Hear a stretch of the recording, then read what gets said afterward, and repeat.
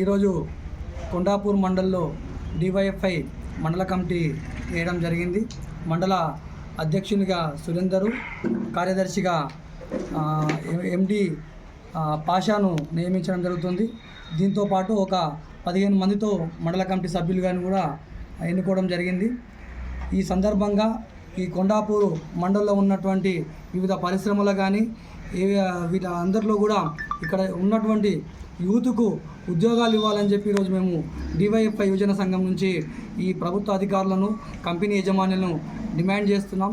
ఎందుకంటే స్థానికంగా ఈ కొండాపూర్ మండలంలో ఒక భారీ పరిశ్రమలు కూడా ఉన్నాయి.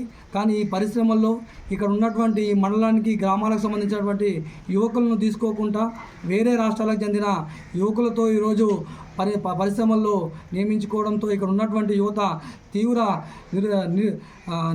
నిస్పృహలకు, అదేవిధంగా అన్ఎంప్లాయ్మెంట్ కూడా ఈ మండలంలో ఉంది. ఇది కరెక్ట్ కాదు. ఎందుకంటే ఒక పరిశ్రమ ఈ ప్రాంతంలో స్థాపిస్తే ఇక్కడ ఉన్న వనరులు కానీ, ఇవన్నిటి భూములు కానీ, ఇక్కడ ఉన్నటువంటి రైతులు వీళ్ళంతా కోల్పోయే వాళ్ళకు కూడా ఇక్కడ ఉన్నటువంటి యువతకు ఉద్యోగ అవకాశాలు కల్పిస్తే దాన్ని మనము ఫుల్ఫిల్ చేసిన వాళ్ళం అవుతాం. కాబట్టి ప్రభుత్వ అధికారులు ఆ విధంగా ఆలోచించాలి. అదేవిధంగా ఈ మండలానికి సంబంధించి అనంత్ సాగర్ కానీ, మారేపల్లి, అదేవిధంగా గంగారం పోయే రోడ్లు కూడా పూర్తిగా చెడిపోవడం జరిగింది. ఈ రోడ్లలో నిత్యం యాక్సిడెంట్లు అయ్యి ఈ యువకులు కానీ, ప్రజలు కానీ, విద్యార్థులు కానీ నరకయాతను అనుభవించే పరిస్థితి ఉంది. అధికారులు మాత్రం ఈ రోడ్లను వేయడంలో పూర్తిగా విఫలమైంది. కనీసం ప్యాచ్ వర్కులు కూడా చేయించడం లేదు. వెంటనే ఈ కొండాపూర్ నుంచి అనంత్ సాగర్ వరకు, అదేవిధంగా కొండాపూర్ నుంచి గంగారం వరకు ఈ రోడ్లు ఏవైతే చెడిపోయినాయో వీటిని బాగు చేయాలి. మిగతా ప్రాంతాలకు సంబంధించి కూడా రోడ్లు పూర్తిగా చేరిపోవడం జరిగింది.